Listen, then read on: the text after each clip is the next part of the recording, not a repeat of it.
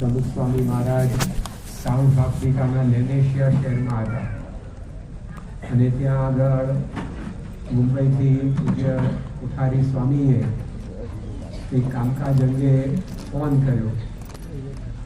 એ ફોનમાં આવશ્યક વાતો પૂરી થઈ ગયા પછી મુંબઈમાં જે આગામી આયોજન હતું એની વાત એમણે કરતા જણાવી કે સ્વામી બાપા આપ 1978ના જાન્યુઆરીમાં અહીંયા મુંબઈ પધારો છો તો આપનું ભવ્ય સ્વાગત કરવા માટે અમે આ રીતે બધી તૈયારીઓ કરી છે અને મુંબઈમાં તે સમયે અને આજે પણ જે પ્રતિષ્ઠિત ગણાય છે ષણમુખાનંદ હોલ એમાં ભવ્ય સ્વાગત સભા કરવી એવો બધાનો વિચાર છે ને જે કંઈ વિચારણા સંતો ભક્તો વચ્ચે થયેલી એ કોઠારી બાપાએ સ્વામીશ્રીને જણાવ્યું.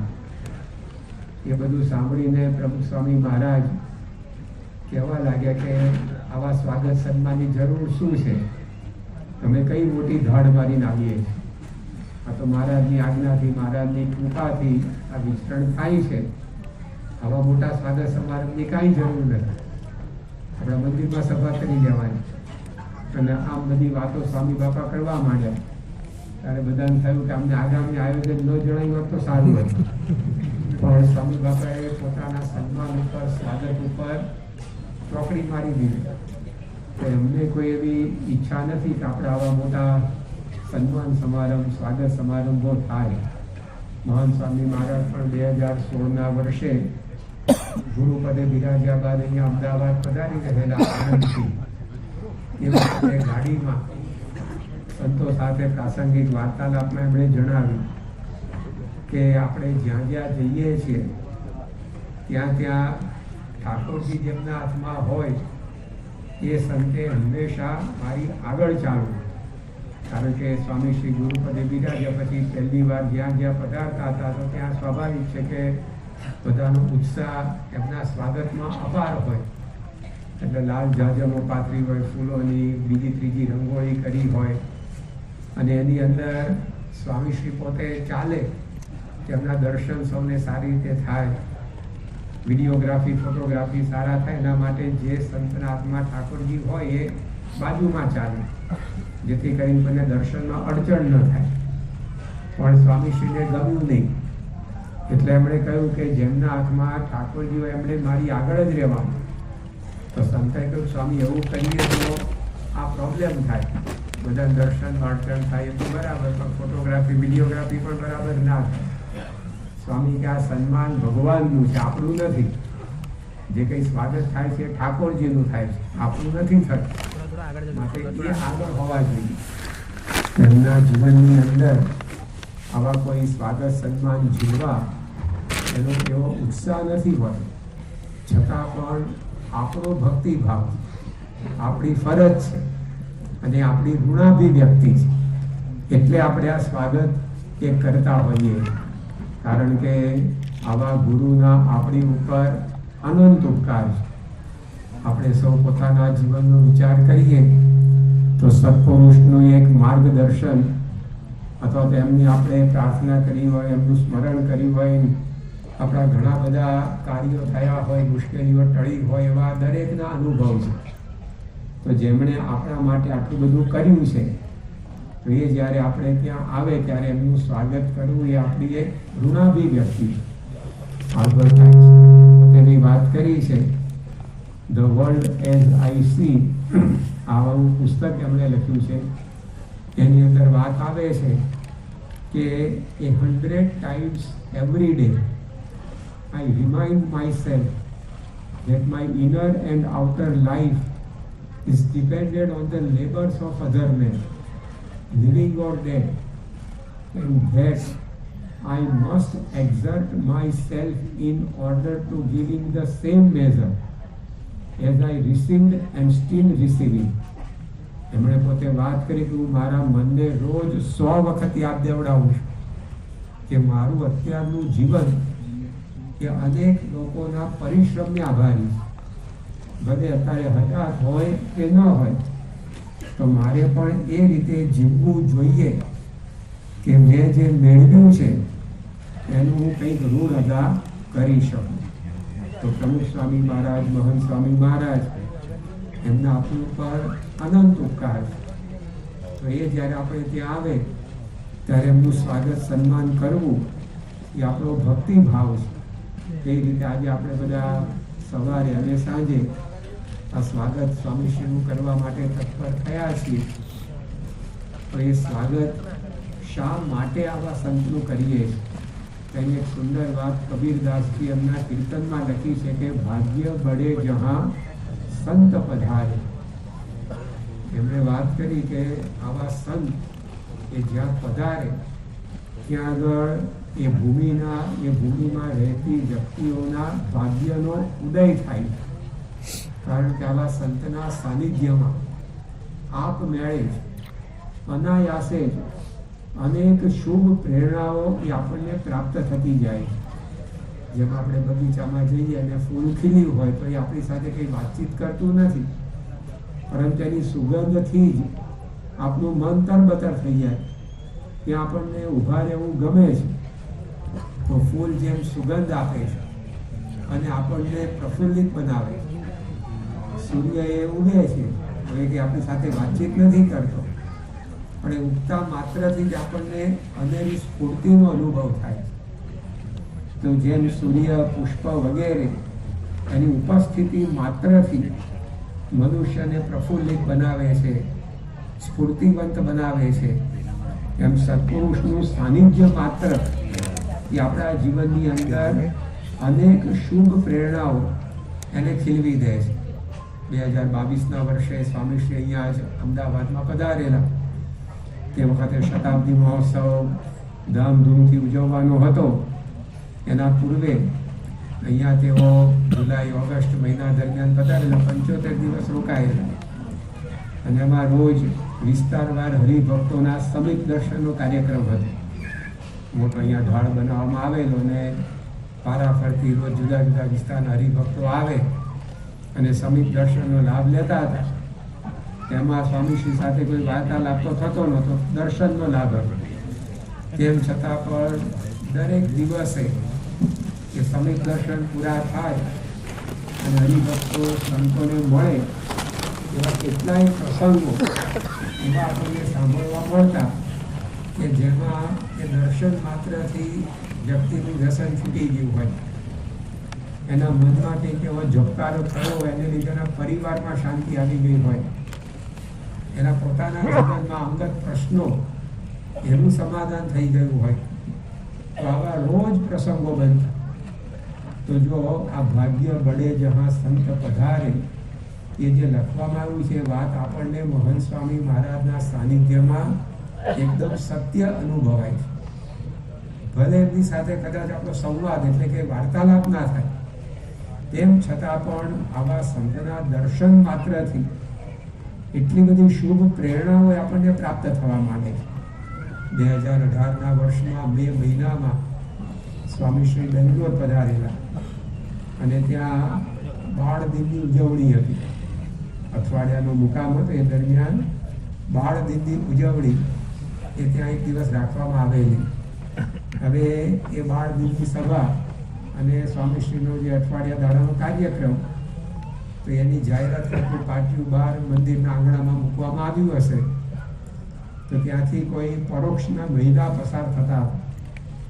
હવે એ જીવનથી કંટાળેલા, ઘણા બધા પ્રશ્નો એમને હશે અને એમણે મનોમન નક્કી કરેલું કે હવે આ પ્રશ્નોથી છુટકારો પામવાનો એક જ ઉપાય છે, આત્મહત્યા કરી નાખે, આપઘાત કરી નાખે. માણસને મનમાં એવું હોય છે કે આપઘાત કરીએ એટલે પ્રશ્નોથી છૂટીએ, પણ પ્રશ્નોથી નથી છૂટાતું, જિંદગીથી છૂટાય.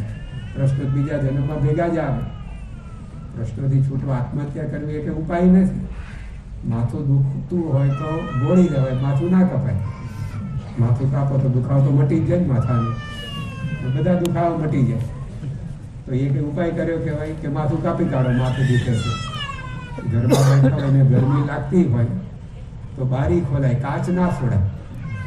કાચ ફોડો કે પવન આવે તો પછી ઠંડીમાં ઠીંગરાઈ જશો પાછા. એટલે ગરમી લાગતી હોય તો કાચ ન ફોડાય, બારી ખોલાય. એવી જ રીતે પ્રશ્ન આવે તો એનાથી છૂટવાનો ઉપાય કે આત્મહત્યા નથી, પણ હવે ઘણા વાર માણસને બી કંઈ જતાગમ ના હોય ને આવા પગલાં ભરી બેસે. તો આ જે મહિલા હતા એણે પણ મનમાં આવું જ કંઈક વિચાર્યું, પરંતુ એની અંદર આ સત્સંગની વાત કંઈ જોઈ જાણી એમને થયું કે હવે જતાં જતાં આપણે પુણ્યનું પોટલું ભરતા જઈએ, અમે હવે જીવન પૂરું જ કરવાનું છે. તો આ સત્સંગની અહીંયા વાત લખી છે, તો લાવ અને જતાં જતાં સત્સંગનો થોડો લાભ લઈ લઈએ, જેથી કરીને આપણે આગળની જિંદગીમાં એ કમાણી કામમાં આવે. અને એવા વિચારથી એ આપણા મંદિરમાં આવે. મંદિરમાં તો બાળ દિનની સભા ચાલતી હતી, સ્વામી શ્રી મંચ ઉપર બિરાજમાન હતા. એ મહિલા અમને મર્યાદા પ્રમાણે સ્થાન લીધું, પરંતુ સ્વામીશ્રીના દર્શન અને જે કંઈ કથા વાર્તા સ્વામીએ કરીએ છે, હવે એ કથા વાર્તા તો બાળ દિન હોય એટલે સ્વાભાવિક છે કે બાળકોને અનુલક્ષીને હોય. તેમ છતાં પણ સ્વામીશ્રીના દર્શન માત્રથી આત્મહત્યા કરવા માટે તૈયાર થયેલા મહિલાના અંતરમાં એવી પ્રેરણા, હૂંફ, બળ, હિંમત પ્રાપ્ત થયા કે એમને થયું કે ના, આપણે જે કરવા જઈ રહ્યા છે ખોટું છે, આપણે જિંદગી જીવવી જોઈએ. એમણે સ્વામીશ્રીને પત્ર લખ્યો કે મારા મનની અંદર તો આવો વિચાર હતો, પણ આપના દર્શનથી શુભ પ્રેરણા મને પ્રાપ્ત થઈ છે અને મારે આ સત્સંગ કરવો છે. તો આપની પ્રાસાદિક કંઠી એક અમે મને મોકલી આપો અને આજીવન હું આ સત્સંગની અંદર આવતા રહીશ. કોઈ હરિભક્ત દ્વારા પત્ર એમણે મોકલાવ્યો. સ્વામીશ્રી સભા પૂરી કરીને લિફ્ટ દ્વારા ઉતારે જતા હતા ત્યારે ત્યાંના સ્થાનિક સંતોએ આ વાત સ્વામીશ્રીને જણાવી. સ્વામીશ્રીએ શ્રીજી મહારાજની ઠાકોરજીની પ્રસાદીની કંઠી એ મોકલાવી અને એ મહિલાનું આખું જીવન એ આ રીતે સન્માર્ગે વળ્યું, આખી જિંદગી બચી. તો જો લખ્યું છે કે ભાગ્ય બળે જहाँ સંત પધારા, મોહન સ્વામી મહારાજ એવા સંત છે કે એના સંતાપ નાશ કર દર્શન છે તમારું, જેથી મન વિશેષ શાંત થયું અમારું. હરિલીલામૃતની અંદર શ્રીજી મહારાજ માટે આજે વાત લખી છે કે સંતાપ નાશ કર દર્શન છે તમારું. અને આ દર્શન માત્રથી આપણા સંતાપ શમે. જેમ યોગી બાપા માટે આપણે ગાઈએ છીએ, આંખથી યોગી બાપાને મેં જોયા કે હૈયા મારા હળવા થયા રહે છે.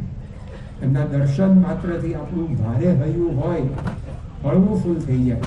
તો એ જોગીનો વારસો આજે મહંત સ્વામી મહારાજે પણ પૂરેપૂરો જાળવ્યો છે અને એમના યોગમાં પણ અનુભવ થાય છે. તો આવા સંત જ્યારે પધારે ત્યારે એમનું સ્વાગત એ આપણે કરીએ છીએ, કારણ કે એ સંતન હે પર ઉપકારી, શરણ આયે કો લેત ઉબારી. અહીંયા વાત કરી કે કેમ સંતનું સ્વાગત કરવું. આજે સ્વાગત દિન આપણે યોજ્યો છે, એટલા માટે સ્વામીશ્રીનું સ્વાગત કરવું કે એ સંતન હે પર ઉપકારી. સ્વામીશ્રી ઘણી વાર પ્રમુખ સ્વામી મહારાજ માટે વાત કરે છે કે સ્વામી બાપાએ એક સેકન્ડ પણ પોતાના માટે વાપરી નહોતું. એમણે હંમેશા બીજાના માટે જ એ જીવન વિતાવેલું. તો એ એમના આજે સ્વામીના જીવનમાં પણ જોવા મળે છે કે હરદમ બીજાનો વિચાર. તારીખ 7 સપ્ટેમ્બર 2019માં સ્વામીશ્રી પોતે અહીંયા બિરાજમાન હતા અને તે વખતે બાળકો સ્વામીશ્રીના ભોજન દરમિયાન રજૂઆત કરતા. કોઈક વાર્તા ટૂંકી કે કોઈ શ્લોક સાખી કડી બોલે, એમાં રજૂઆતો થાય, પણ વચ્ચે વચ્ચે પાસે બાળકો સ્વામીશ્રી જમતા હતા એટલે મોક્ષનું દ્વાર જમો એમ બોલતા જાય. સ્વામી જમો, મહારાજ જમે, જેમ આપણે બોલીએ કે બાળકો વચ્ચે વચ્ચે આવું બોલે, મોક્ષનું દ્વાર જમો. કારણ કે શ્રીજી મહારાજે આવા ગુણાતી સંતને પ્રથમના 54માં વચનામાં મોક્ષનું દ્વાર કહ્યા છે. તો બાળકોએ તો આ રજૂઆત પૂરી કરી. પછી સ્વામીશ્રી બપોરનો સમય વિશ્રામનો થયો એટલે આરામ કરવા માટે પલંગ પર પડખાગાળ થયા. તે વખતે સંતોએ પણ બાળકોને બીજા જ ન કહ્યું કે મોક્ષનું દ્વાર પોડો. સ્વામી તે પોડતા જ નથી. કહ્યું સ્વામી આપ આરામ કરો. સ્વામી શું બોલ્યા? સ્વામી કે પોડતા જ નથી. સંતે પૂછ્યું, બાપા આપ પોડતા નથી તો ક્યાં જાઓ? બીજા બ્રહ્માંડમાં જાઓ. આપણને યોગી બાપાનો પ્રસંગ યાદ હોય તો આપણા મનમાં સંસ્કાર હોય. યોગી બાપા અટલાદરામાં હતા અને હરિભક્તો આવ્યા થોડાક બહારગામથી. તો બીજા હરિભક્ત બાજુમાં બેઠા હતા. યોગીજી મહારાજને એણે કહ્યું કે શાસ્ત્રીજી મહારાજ સૂઈ ગયા છે. અને હવે કલાક 2 કલાક પછી આવજો. યોગી બાપે સાંભળીને બોલ્યા કે ગુરુ, શાસ્ત્રી મહારાજ પોઢ્યા એવું ના કહેવાય, બીજા બ્રહ્માંડમાં ગયા છે એમ કહેવાય. એટલે સંતે કહ્યું કે સ્વામી, મહંત સ્વામી મહારાજને વાત કરી કે આપ કહો છો કે અમે પોઢતા નથી, તો બીજા બ્રહ્માંડમાં જ આવશો. કારણ કે આ બ્રહ્માંડમાં શું કામ છે? આ બ્રહ્માંડની અંદર ક્યાં ઓછા કામ છે? ગમત કરી. પણ સ્વામી કે પોઢતા નથી. તો પછી સંતો કીધું બાપા શું કરો? સ્વામી કે બધા હરિભક્તોમાં હોઈએ. તો એ પણ કંઈ સમજાવ્યું. એટલે સંતે કીધું બાપા હરિભક્તોમાં હોય એટલે શું? સ્વામી કે હરિભક્તોનો વિચાર ચાલતો, એ બધા હરિભક્તો એનું ભલું થાય, એનું કલ્યાણ થાય, એનું રૂડું થાય, એ સુખી થાય. કારણ કે 1 સેકન્ડ પણ આવી પ્રાર્થના વિના જતી નથી. 1 સેકન્ડ પણ આપણું ભલું ચિંતવ્યા સિવાય સ્વામીની પસાર થતી નથી. તો એ સંતન હે ઓર ઉપકાર માટે એનું સ્વાગત આપણે કરીએ છીએ કે આપણા માટે જીવે છે. જેમ નદી છે એ આપણા માટે વહે છે. ઓલી નદીઓ પોતાના નીર નથી પીતી. ત્યારે કોઈ નદી પોતાનું પાણી નથી પીતી, એનું વહેવું બીજા માટે હોય છે. ઓલા ઝાડવા પોતાના ફળ નથી ખાતા. ત્યારે કોઈ વૃક્ષ એ પોતાનું ફળ પોતે નથી ખાતું, આપણા માટે જે ફળે છે. તો એવી જ રીતે મહંત સ્વામી મહારાજનું પણ જીવન 1 સેકન્ડ એ આપણા માટે વીતે છે. એટલા માટે એનું સ્વાગત 2020ના વર્ષમાં સ્વામીશ્રી નૈનપુરમાં હતા અને તે વખતે વરસાદ થોડો ખેંચાયેલો. એટલે સ્વાભાવિક જે ખેડૂત હરિભક્તો હોય અને અન્ય પણ બધા ભાવિકોએ પત્રો સ્વામી પર લખતા હશે કે સ્વામી વરસાદ સમયસર થાય, પૂરતો થાય એવી કૃપા કરજો. તો આવા 4-5 પત્ર એમના વાંચવામાં આવ્યા હશે.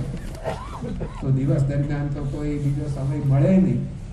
તો 1 ઓગસ્ટ 2020ની રાત્રે મહંત સ્વામી મહારાજ લગભગ 1:15 વાગે જાગી ગયા અને રાત્રે 1:15 વાગ્યાથી 2 વાગ્યા સુધી આશરે 1.25 કલાક એમણે માળા ફેરવી. પછી બીજો દિવસ 2 ઓગસ્ટ 2020ના દિવસે પણ આ ક્રમ પાછો ચાલે. એ દિવસે લગભગ 1 વાગ્યાથી 2:15 વાગ્યા સુધી એમણે માળા કરી. 3 ઓગસ્ટે રાત્રે પુનઃ જાગ્યા અને રાત્રે 2:45થી 4 વાગ્યા સુધી માળા કરી. તો સંતે પૂછ્યું સ્વામી આ જપ યજ્ઞ શેના નિમિત્તે ચાલે છે? સ્વામી કે બધા હરિભક્તોએ પત્રો લખ્યા છે અને વરસાદ પૂરતો નથી, તો એના માટે આપણે પ્રાર્થના કરીએ છીએ. તો આપણે શાંતિથી સૂઈ શકીએ એના માટે જાગે રાત્રે. તો આવી પ્રકારનો એ પરોપકારી આખું જે આ રીતે એમની જીવન શૈલી છે. તો કબીરદાસે લખ્યું કે એ સંતન હે પરોપકારી, શરણ આય કો લેત ઉબારી. માટે એનું સ્વાગત કર. આવત સંત કો આદર દીજે. કારણ કે આ સંત જે આપણા ઉપર ઉપકાર કરે છે એવું કોઈ કરી શકતું નથી. 2017ના વર્ષમાં સ્વામીશ્રી સપ્ટેમ્બર મહિનામાં આફ્રિકા પધારેલા અને ત્યાં આગળ એપ્રિલ મહિનામાં અને ત્યાં કંપાલામાં સ્ટેટ હાઉસની અંદર સ્વામીશ્રીની મુલાકાત ત્યાંના પ્રેસિડેન્ટ મિસ્ટર મુસેવીની સાથે હતી. અને બપોરે 12-12:15નો સમય નક્કી થયેલો. મહંત સ્વામી મહારાજ તો સમયસર ત્યાં પહોંચી ગયા અને આ પ્રેસિડેન્ટને અચાનક કંઈક કામ આવી ગયું હશે એટલે તે સ્ટેટ હાઉસમાં હતા ને બહાર ગયેલા. તો રાહ જોતા જોતા બેઠા. તે 2 કલાક સુધી સ્વામીને પ્રતીક્ષા કરવાની થઈ. લગભગ 2:15 વાગે આ રાષ્ટ્ર પ્રમુખ પાછા આવ્યા અને એ વખતે એમણે પ્રથમ તો દિલગીરી વ્યક્ત કરવા માંડ્યા કે સ્વામીજી મારા લીધે આપને મોડું થયું, કારણ કે સ્વામીનું જમવાનું આરામ બધું ફેલાય. તો એમણે જ્યારે આવી દિલગીરી વ્યક્ત કરી તો સ્વામીશ્રીએ સામે ઉલટાની એમની ચિંતા કરી. એમણે સંતોને કહ્યું કે આ સાહેબ આપણને મળવા અત્યારે માગે છે પણ એમને જમવાનું બાકી હશે, તો એમને જમવાનું મોડું થતું હોય પહેલાં જમી લે પછી મળીએ. તો આ સાંભળીને મિસ્ટર મુસેવીને વધારે આશ્ચર્ય થયું કે આવા સંજોગોમાં તો કોઈ પણ વ્યક્તિ હવે જલ્દી કંઈ જે કામ માટે આવે છે પૂરું કરે એવા વિચારમાં હોય. એમાં સામેનાનો વિચાર બહુ આવે નહીં. પણ આટલું મોડું થયું છે તેમ છતાંય મહંત સ્વામી મહારાજને પોતાનું ભોજન કરવાની ચિંતા નથી, પણ એ મારી ચિંતા બી કરે છે. એમને ઘણો સદભાવ વધી અને 20 મિનિટ પછી એ મુલાકાત ચાલી. પછી પાછા સ્વામીશ્રી મંદિરે આવ્યા. તો મંદિરે આવીને જેવા ગાડીમાંથી ઉતર્યા મહંત સ્વામી મહારાજ બોલ્યા કે આપણે સ્ટેટ હાઉસથી અહીંયા આવ્યા ત્યાં સુધી રસ્તામાં જેટલા કંઈ મનુષ્યો આવ્યા એ બધાનું ભલું થાય, કલ્યાણ થાય એવું ચિંતન કરતો આવ્યું છું. હવે ત્યાં ક્યાં કરી સ્વામિનારાયણના સત્સંગી હતા, પણ સ્વામીશ્રીને એવા કોઈ ભેદભાવ છે જ નહીં. જેમ સૂર્ય બધાને પ્રકાશ આપે, જેમ પવન બધા માટે વહે, વરસાદ બધા માટે વરસે, એમ સ્વામીશ્રી બધાનું હિત ચિંતવે. અયમ નિજ પરો વેતી ગણના લઘુ ચેતસા. આ મારા ને આ પારકા એવું કોઈ સ્વામીશ્રીના મનની અંદર વેરો વાતરો નથી. તો સ્વામીશ્રીએ પોતે વાત કરી કે રસ્તામાં જે કંઈ પણ દેખાય એ બધાનું શુભ થાય, ભલું થાય, રૂડું થાય એવું ચિંતન કરતા આવ્યું. અને સ્વામીશ્રીને પછી બધા જમવા બેઠા ત્યારે સંતો હરિભક્તો બધા સામે બેઠા હતા. એમણે આજે વિલંબ થયો એની વાત કરી કે સ્વામી 2 કલાક સુધી આપને પ્રતીક્ષા કરવાની થઈ, મોડું થયું. સ્વામી કે આપણે ભલે મોડું થયું પણ આપણે આ પ્રેસિડેન્ટ સાહેબને ધામમાં લઈ જવા મોડું નહીં કરીએ. આપણે જ્યારે સમય થશે ત્યારે એમને આ રીતે ધામમાં લઈ જઈશું. તો જો એમના જીવનની અંદર કેટલી પરોપકારની, બીજાનું ભલું કરવાની ભાવના, તો એ સંતન હે પરોપકારી, શરણ આયકો લેત ઉબારી. એટલા માટે એનું આપણે સ્વાગત કરીએ છીએ. જે એના શરણે બધાને ઉગારી લે છે, ભવસાગરમાંથી ઉગારી લે, દુઃખોમાંથી ઉગારી લે, પ્રશ્નોમાંથી ઉગારી લે. 2020માં સ્વામીશ્રી જ્યારે નૈનપુરમાં હતા ત્યારે મે મહિનામાં એક યુવકનો પત્ર સ્વામીશ્રી ઉપર આવ્યો. એ પત્રમાં એણે પ્રશ્નપત્રના રૂપમાં પત્ર લખે. જેમ પ્રશ્નપત્રમાં વૈકલ્પિક જવાબ હોય છે અથવા તો ખરું ખોટું કરો એવી પ્રકારની કોલમ હોય. આ યુવકે 5 પ્રશ્નો મહાસ્વામી મહારાજને લખી મોકલ્યા હતા અને એના જવાબમાં યસ કે નોના રૂપમાં ખરું કે ચોકડી એમ કરવાનું કહેલું. એમાં એક પ્રશ્ન એવો પૂછેલો સ્વામીશ્રીને કે આપ અમને આ જ જન્મે એકાંતિક ધર્મ સિદ્ધ કરાવી આપ જેવું ભગવાનનું સુખ ભોગવો છો એવું આપશો. સ્વામી ફટ લઈને ખરું કર્યું, તરત જ હાનિ નિશાની રૂપે ખરું કર્યું. પછી બીજો અંદર પ્રશ્ન પૂછેલો કે આપ અમને સૌને આ ભવસાગર પાર કરાવી આ દે અક્ષરધામમાં પહોંચાડશો. તમે ફટ લઈને ખરું કર્યું. કોઈ વિચાર પણ નહીં કે હા કરું ના કરું એવું, કારણ કે કરવાના જ છે. આ ગેરંટી આપણને આપે છે. તો જો શરણ આયેકો લેત ઉબારી, ભવસાગરમાં ડૂબકા ખાતા. આ રીતે આપણે બધા તો ભવસાગરમાં ડૂબકા ખાઈએ છીએ. અગણિત નર નારી અથડાતા, બળવંત બાહ્ય ગ્રહીને ઉગાર્યા બારણે રે. વારે વારે જાઉં વાલાજી તારે વારણે રે. આપણે બધા જ ભવસાગરમાં ડૂબકા ખાઈએ છીએ, પરંતુ આવા ગુરુ મળ્યા એટલે હવે ઉગરી ગયા. તો એ સ્વામીશ્રી પોતે અહીંયા પધાર્યા છે. એટલા માટે અહીંયા કીર્તનમાં લખ્યું કે એમનું આપણે સ્વાગત કરીએ. આવત સંતકો આદર દીજે, ચરણ ધોઈ ચરણામૃત પીજે. આવા સંતનું સ્વાગત કેવી રીતે કરવું, કેવી રીતે એમને આદર આપવો? તો અહીંયા તો કબીરદાસે લખ્યું કે ચરણ ધોઈ ચરણામૃત પીજે. પણ હવે એ લાભ તો અગાઉ કોઈને મળ્યો નથી ને આપણને મળવાનો નથી. કારણ કે સત્પુરુષ એટલા દાસ ભાવે વર્તે છે કે પોતાના ચરણારવિંદ પૂજાય એવો એમને મનમાં સંકલ્પ હોતો નથી. એકવાર શાસ્ત્રીજી મહારાજ સ્નાન કરતા હતા અને આફ્રિકાના હરિભક્ત આર્યુ પટેલ એમણે શાસ્ત્રીજી મહારાજને કહ્યું કે સ્વામી અમે દૂર દેશમાં રહીએ છીએ, ત્યાં તમારો આટલો યોગ કંઈ સુલભ નહીં, એટલે આપની કંઈ સ્મૃતિ રોજ થાય એના માટે કંઈક આપની પ્રસાદીની વસ્તુ અમને આપો, તેને જોઈએ તો આપની યાદ આવે. શાસ્ત્રીમાં કે શું જોઈએ છે? સામેથી પૂછ્યું એટલે પેલા હરિભક્ત રાજી થયા કે આપવાના મૂળમાં લાગે સ્વામી, એટલે આપણે માગશું ને આપી દેશે. એટલે એમણે કહ્યું સ્વામી આપના ચરણારવિંદની છાપ આપો. જેમ મહારાજના ચરણારવિંદની છાપ આપણે જોઈએ છીએ, મંદિરોમાં દર્શન કરીએ છીએ, તો એમણે કહ્યું કે સ્વામી આપના ચરણારવિંદની છાપ આપો. શાસ્ત્રીમાં કે મારા ચરણારવિંદની છાપ જોઈએ છે. ફરી વાર પૂછ્યું એટલે પેલાને થયું કે આ પૂછે છે એટલે આપશે ખરા કે હા સ્વામી આપના ચરણારવિંદની છાપ જોઈએ. સ્વામી કે મારા ચરણારવિંદની છાપ જોઈએ, મારા પગ કાપીને લઈ જાઓ કે. તો પેલા તો ડગાઈ ગયા એકદમ કે આ સ્વામીએ શું વાત કરી. પછી શાસ્ત્રી મહારાજ બોલ્યા કે આ સંપ્રદાયમાં ચરણારવિંદ તો એક શ્રીજી મહારાજના જ પૂજાય. આપણે તો બધા એમના સેવક છીએ, ભક્ત છીએ. આપણા ચરણાની છાપ છે નહીં હોય. તો જો સત્પુરુષના જીવનની અંદર એટલો દાસ ભાવ દ્રઢ છે કે ચરણ જોઈ ચરણામૃત પી લઈએ તો વાત આપણા જીવનમાં આવવાની જ નથી. પરંતુ બીજું એક અમૃત એ હંમેશા રોજ આપણને પીરસવાના છે. એ કયું અમૃત છે? તે એક કથા અમૃત, એ અધરામૃત.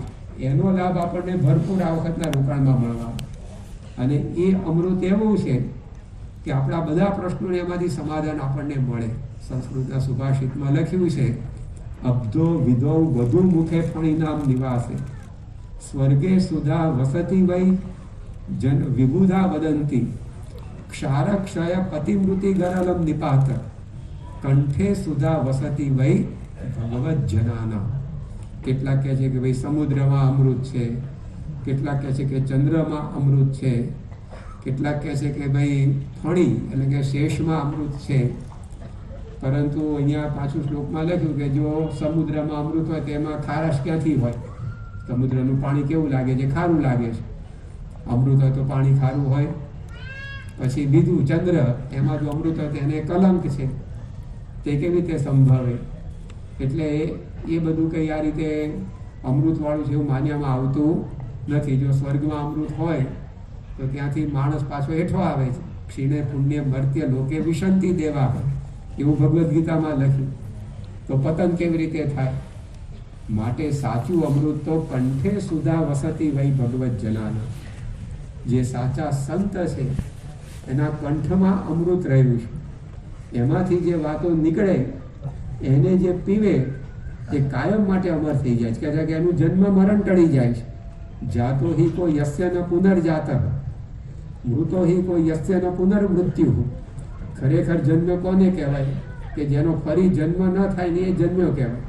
બાકી જન્મ મરણનું ચક્ર ચાલુ જાય તો પછી એ જન્મનો અર્થ શું?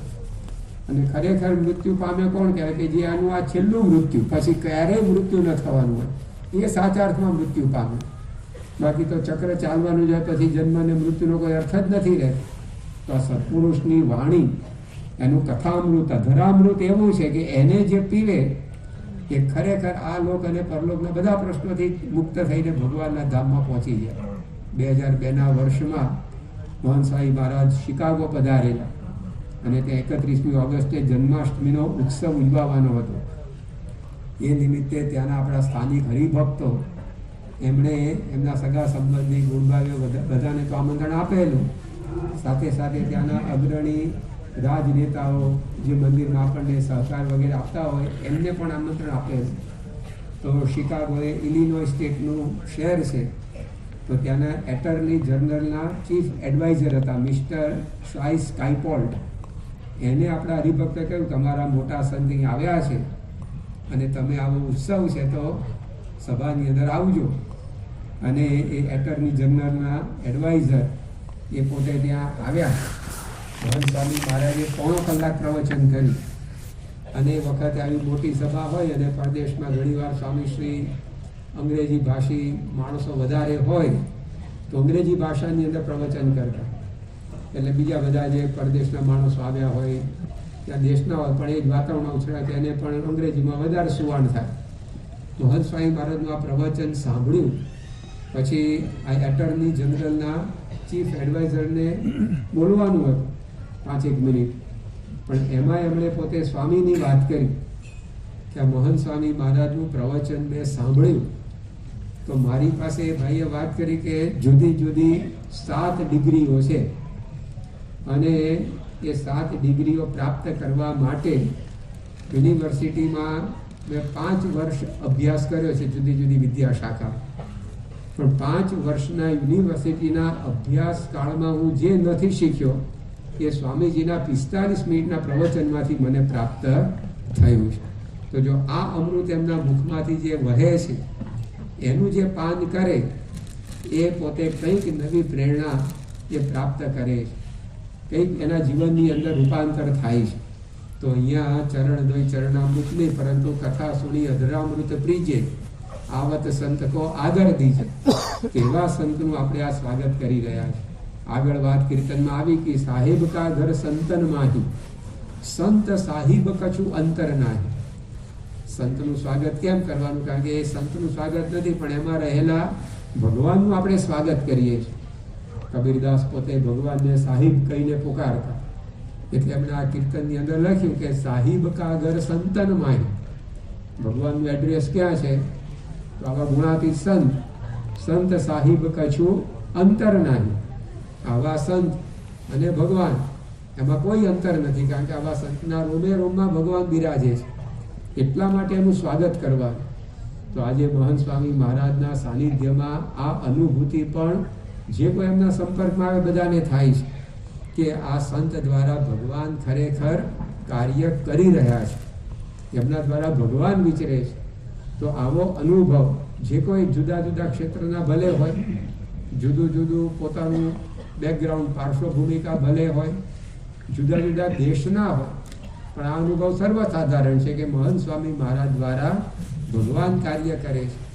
અબુધાબીમાં આપણું જે મંદિર છે એનું નિર્માણ જ્યારે થવાનું હતું તે વખતે એના કન્સ્ટ્રક્શન માટે આપણે આરએસપી કંપની એનો સંપર્ક કરેલો, અને કંપનીના ગ્લોબલ મેનેજિંગ ડિરેક્ટર મિસ્ટર લાઈ હ્યુન પો એમને સ્વામીશ્રીના સંપર્કમાં અટલાદરાની અંદર આવવાનું થયું. 2018ના વર્ષમાં જન્માષ્ટમીનો ઉત્સવ કરવા માટે મહંત સ્વામી મહારાજ અટલાદરા પધારેલા, અને પેલા ભાઈ અહીંયા અમદાવાદમાં સંતો જોડે મિટિંગ કરવા આવેલા. મિટિંગ વગેરે પૂરું થઈ ગયા પછી સ્વામીશ્રીના દર્શન કરવા સંતો એમને લઈ ગયા. આ વ્યક્તિને કોઈ ધાર્મિક બેકગ્રાઉન્ડ નહીં, ભગવાનમાં, અધ્યાત્મમાં, ધર્મમાં એની કોઈ વિશેષ દિલચસ્પી નહીં, પરંતુ સ્વામીશ્રીને મળ્યા અને એમાં તો જે કંઈ કાર્યવાહી કરવાની હતી મંદિરના બાંધકામ સંબંધિત વાતો, કોઈ એવી અધ્યાત્મ ચર્ચા તો થઈ જ નહોતી. પરંતુ સ્વામીશ્રીને મળ્યા પછી સંતોને એમણે પોતાનો સ્વાનુભવ જણાવ્યો કે look, I don't know anything about God. કે જુઓ, હું ભગવાન વિશે કાંઈ જાણતો નથી, કારણ કે પહેલેથી જેવા વાતાવરણમાં ઉછરેલા, પોતાની વિચારસરણી પણ એવી, એટલે અધ્યાત્મ ધર્મ સાથે કોઈ નિસ્બત નહીં. એટલે એમણે વાત કરી કે I don't know anything about God, but I was closest and nearest with God when I met મહંત સ્વામી મહારાજ. પણ હું જ્યારે સ્વામીશ્રીને મળ્યો ત્યારે ભગવાનની સૌથી નજીકમાં હોય એવું અનુભવાય. તો આ પ્રકારનો એક અનુભવ હોય, કોઈ ધાર્મિક વ્યક્તિ હોય, કોઈ શ્રદ્ધાળુ હોય, એને આ અનુભૂતિ થાય વસ્તુ જુદી, અને જે ભગવાનમાં શ્રદ્ધા જ ન ધરાવતા એને અનુભવ થાય વસ્તુ જુદી. કાલિદાસે રઘુવંશ મહાકાવ્યમાં લખ્યું છે કે પાવકસ્ય મહિમા સા ગણ્યતે કક્ષ્વધ્વલતી સાગરે પિયઃ. અગ્નિ છે સૂકા તણખલાને બાળે, એમાં એનો મહિમા નથી, પણ એ સૂકા તણખલાની જેમ સાગરને પ્રજાળે એમાં એનો મહિમા છે. કારણ કે પાણી તો અગ્નિનું વિરોધી કહેવાય. અગ્નિ ભડક્યો હોય પણ એની ઉપર પાણી પડે તો અગ્નિ બુઝાઈ જાય. તો પોતાનો વિરોધી હોય એને પણ, એ સાગરને પણ અગ્નિ તણખલાની જેમ બાળે, પ્રજાળે, એ અગ્નિનો ખરો મહિમા છે. એમ કોઈ શ્રદ્ધાળુ હોય, કોઈ આસ્તિક હોય, ધાર્મિક હોય, એને અનુભવ થાય કે સ્વામીશ્રીમાં ભગવાન વિચરે છે, હું ભગવાન જોડે બેઠો, એની જોડે બેઠો ત્યારે એવું લાગ્યું કે હજી પણ સમજી શકાય. પણ આ પ્રકારની વિચારધારી વાળી વ્યક્તિ એને પણ જો અનુભવ થાય, કારણ કે સ્વામીશ્રીમાં ભગવાનનો ખરેખર વાસ છે અનાદિથી, અખંડ. ગોળ કોઈ પણ ખાય એ ગળ્યો જ લાગે, નાસ્તિક ખાય કે પછી આસ્તિક ખાય, કારણ કે ગોળમાં ગળપણ સ્વાભાવિક છે, ઇન્જેક્શન મારી દાખલ કરેલું નથી. એટલે ગોળને જે ખાય એને ગળ્યો લાગે, ફૂલને, ગુલાબને જે સૂંઘે એને સુગંધીદાર જ લાગે. પછી એ નાસ્તિક હોય કે આસ્તિક હોય, શું ફરક પડે છે? કારણ કે ફૂલમાં સુગંધ સ્વાભાવિક છે, બહારથી ઇન્જેક્ટ કરેલી નથી. એમ સ્વામીશ્રીમાં પણ ભગવાનનો અખંડ વાસ છે, એ એમના સંપર્કમાં આવે સૌને અનુભવ થાય છે.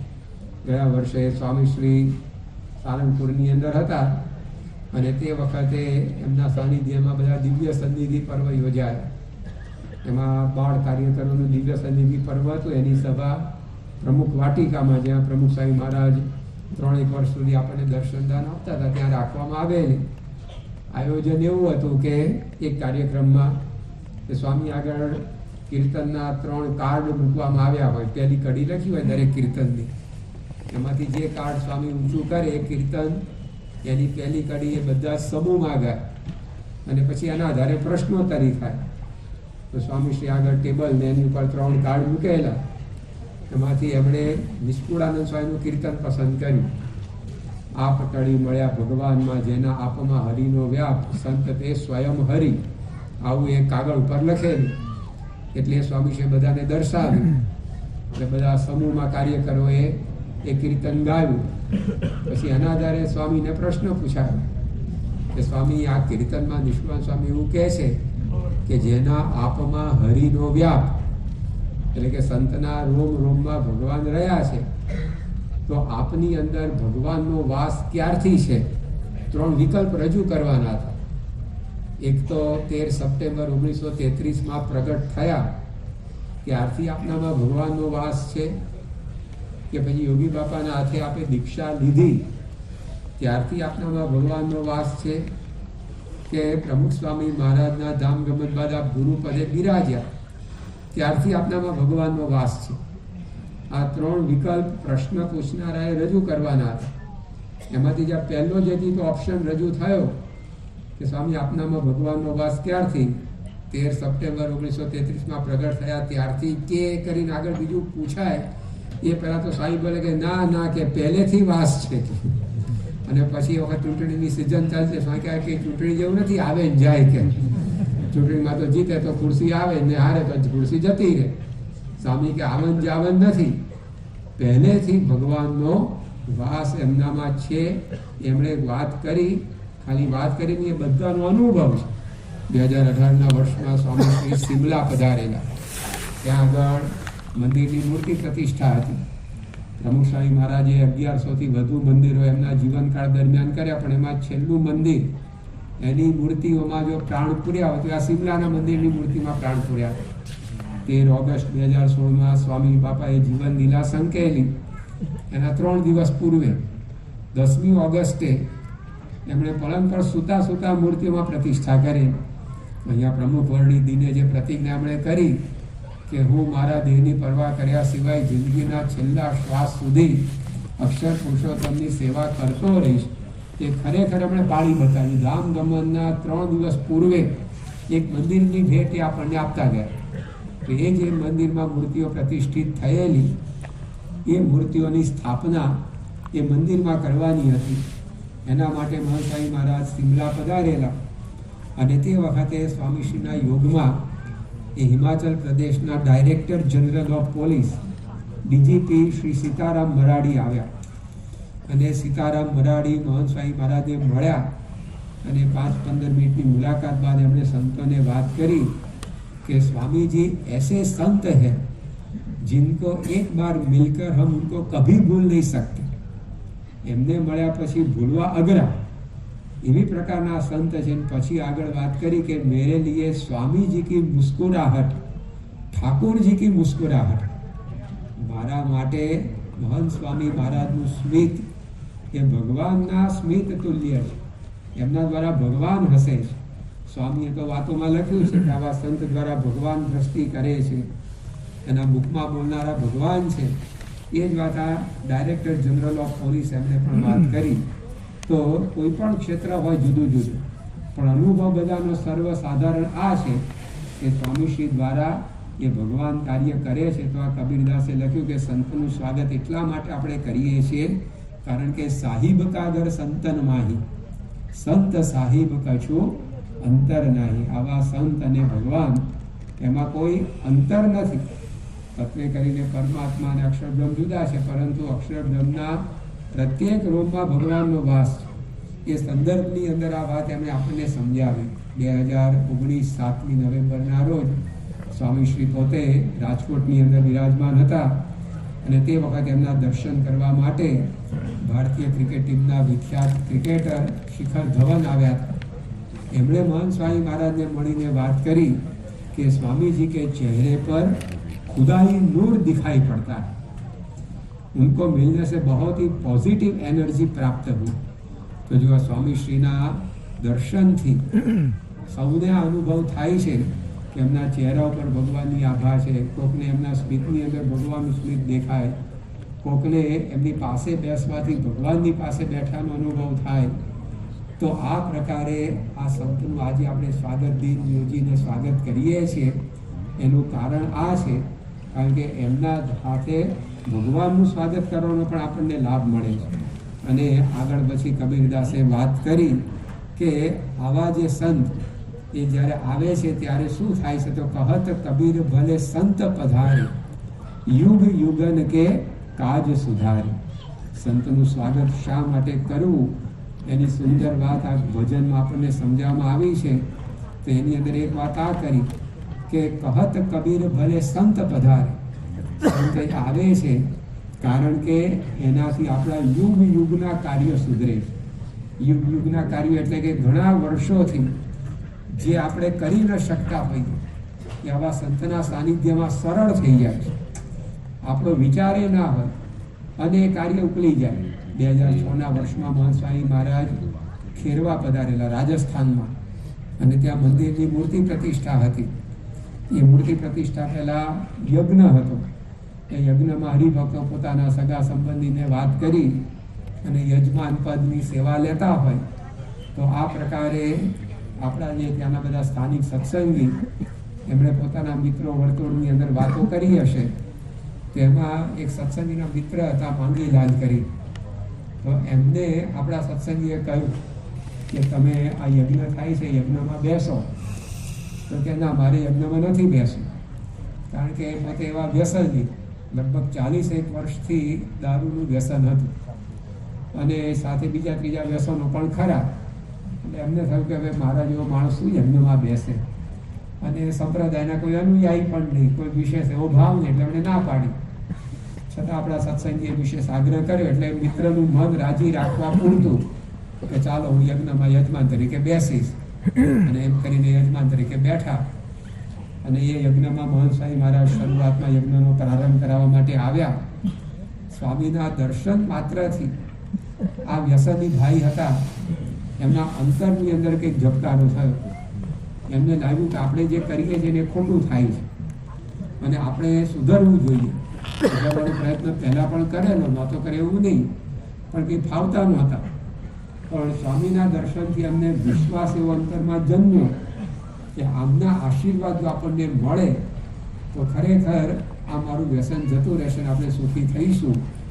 એટલે બીજા દિવસે પ્રતિષ્ઠા પૂર્ણ થયા પછી એ મહંત સ્વામી મહારાજને એમના મિત્ર સાથે સત્સંગી જે હતા એમની સાથે આવ્યા, મળ્યા. સ્વામીને વાત કરી કે આપના દર્શનથી મને મનની અંદર આ બળ મળ્યું છે, મારે આ વ્યસન છોડવું છે, આપ મને કંઠી ધારણ કરાવો. અને સ્વામીશ્રી અમને 2006માં કંઠી ધારણ કરાવી.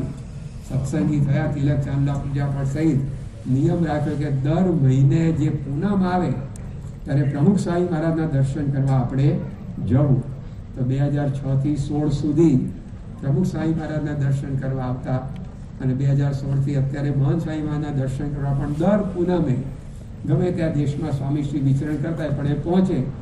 અને આપણા પ્રમુખ સ્વામી મહારાજનો શતાબ્દી મહોત્સવ થયો, એની અંદર લગભગ 250 વ્યક્તિઓને પોતે દર્શન કરવા માટે લાવે. તો કેવળ મહંત સ્વામી મહારાજનું દર્શન થયું અને આ જો યુગ યુગન કે કાજ સુધારે. ઘણા સમયથી જે વ્યસન છૂટતું નહોતું, પણ એ વ્યસન એ દર્શન માત્રથી એવી પ્રેરણા પ્રાપ્ત થઈ અને નીકળી. તો એટલા માટે કબીરદાસજીએ કહ્યું કે આવા સંતનું તો એક નહીં 1000ની કરોડ વાર સ્વાગત કરીએ તો પણ ઓછું. કારણ કે આવી પ્રકારના પરિવર્તન, પ્રેરણા એમના દર્શન માત્રથી, એમની કથા વાર્તાથી એ આપણને પ્રાપ્ત થતા હોય છે. તો આજે આપણે સ્વાગત દિન સ્વામીશ્રીનો યોજ્યો છે. તો એ એમનું સ્વાગત નથી, પણ એમનામાં રહેલા શ્રીજી મહારાજનું આપણે સ્વાગત કરીએ છીએ. કારણ કે આવા સંતની સાથે ભગવાન પણ ભેગા પૂજાઈ જાય. જેમ સ્વામીએ વાતોમાં લખ્યું કે દેહને પૂજે જીવનું પૂજન થઈ જાય. કોઈ આપણને ચાંદો કરે તો આત્માને તો કંઈ ચાંદો છો કંઈ કાઢવું પાડી કરવાનું છે, પરંતુ દેહના પૂજનથી જીવનું પૂજન. આપણે કળશ ઉપર ચાંદલો કરીએ તો અંદર રહેલું ગંગાજળ એનું પણ પૂજન થઈ જાય. તો એમ સંતમાં ભગવાન રહ્યા છે, માટે એના પૂજનથી ભગવાનનું પૂજન થઈ જાય. અને એવા સંતમાં ભગવાન એટલે રહે છે કારણ કે તદ્દન અહમ શૂન્ય અને પંચ વર્તમાને યુક્ત છે. ભગવાન તો બધા ભેગા રહેવા તૈયાર છે, પણ કેમ નથી રહેતા? કારણ કે આ બધો કચરો માણસ માત્રના અંતરમાં છે.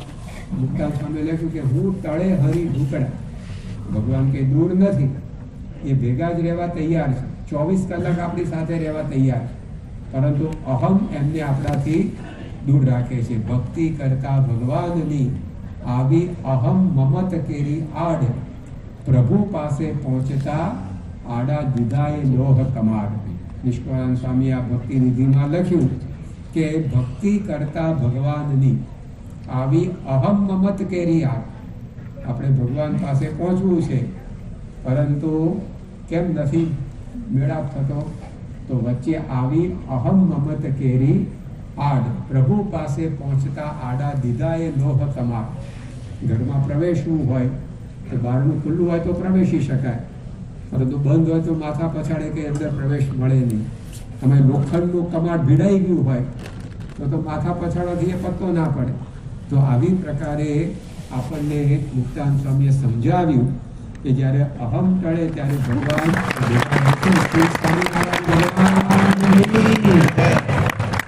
જેઓના સ્વાગત માટે આપણે સૌ તત્પર છે. આજે સવાર સાંજ સ્વાગત દિનના વિશેષ કાર્યક્રમો યોજાયા છે કે મહંતભાઈ મહારાજનું સ્વાગત શા માટે કરવું જોઈએ એની મીમાંસા અત્યારની સવારની કથામાં આપણે કરી. તો જેના રોમે રોમમાં ભગવાન બિરાજમાન છે એવા સંત હવે આપણને દર્શનદાન માટે પધાર્યા છે. તો આપણે પણ આવો મહિમા સમજી તેઓના પૂજા દર્શન કરી ધન્ય થઈએ. શ્રી સ્વામિનારાયણ ભગવાન.